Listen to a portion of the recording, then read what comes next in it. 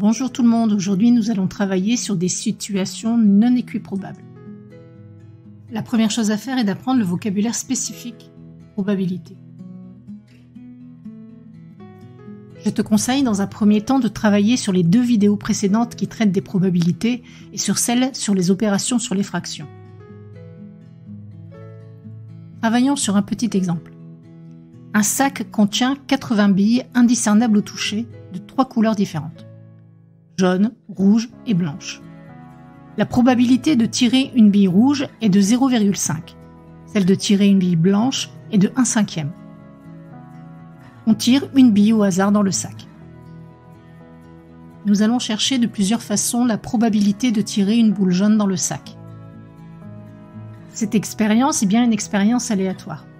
Mais comme 1/5 qui est égal à 0,2 est différent de 0,5, il n'y a plus cette fois-ci équiprobabilité. C'est-à-dire que la probabilité d'obtenir telle ou telle couleur de bille n'est pas la même quand on tire une bille au hasard dans le sac. Dans la première méthode, nous allons calculer le nombre de billes de chaque couleur. Si nous considérons les billes rouges, 0,5 est égal à 1/2. Si nous utilisons la règle fondamentale et multiplions par 40 au numérateur et au dénominateur, nous obtenons 40 sur 80. Il y a donc 40 billes rouges dans le sac. Intéressons-nous maintenant aux billes blanches.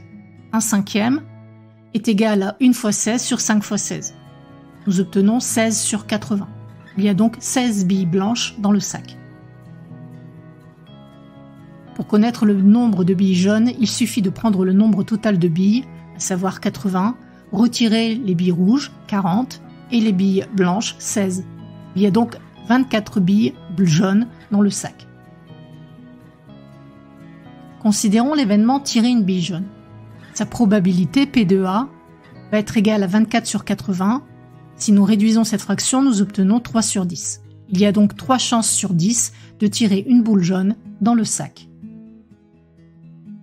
Si nous cherchons le pourcentage de réussite, il suffit de transformer les fractions en fractions ayant un dénominateur égal à 100.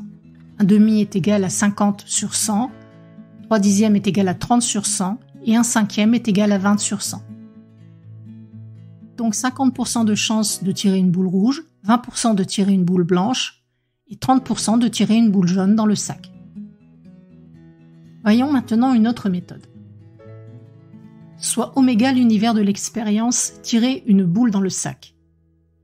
Oméga est constitué de 3 issues, rouge, blanche et jaune. Et nous savons que P de rouge, la probabilité d'obtenir une boule rouge est égale à 1/2 et que la probabilité d'obtenir une boule blanche est égale à 1/5.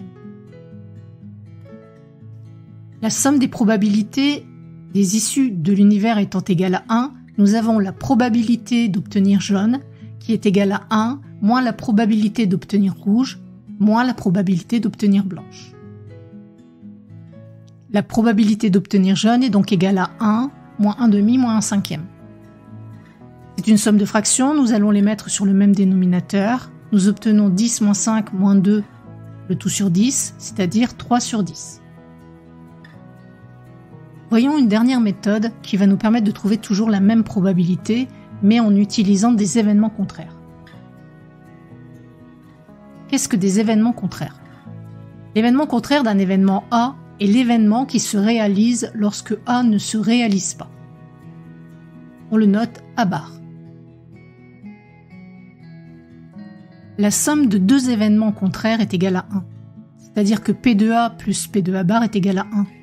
Autrement dit, P de A bar est égal à 1 moins P de A.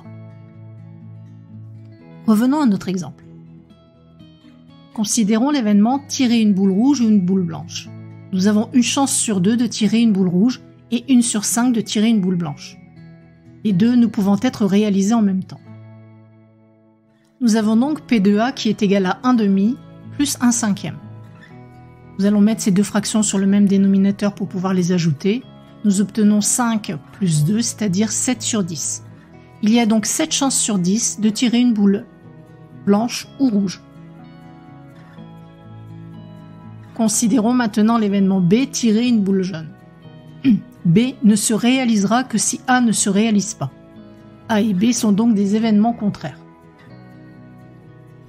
Nous avons donc P de B qui est égal à P de A bar, qui est donc égal à 1 moins P de A. Autrement dit, P de B est égal à 1 moins 1 septième. Nous allons mettre ces deux fractions sur le même dénominateur, obtenir 10 moins 7 le tout divisé par 10, c'est-à-dire 3 sur 10. Obtenons bien sûr le même résultat qu'avec les deux autres méthodes. Le sens commun nous dit d'ailleurs que si A se réalise 7 fois sur les 10 tirages, cela implique forcément que B se réalise 3 fois sur les 10 tirages. Ça y est, la leçon est finie. Une seule façon pour progresser. Pratiquer, pratiquer, pratiquer.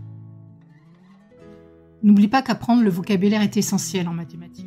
Bien comprendre les sujets et pour t'exprimer facilement et correctement. D'autres vidéos, suivant le niveau, vont suivre sur les probabilités. À bientôt!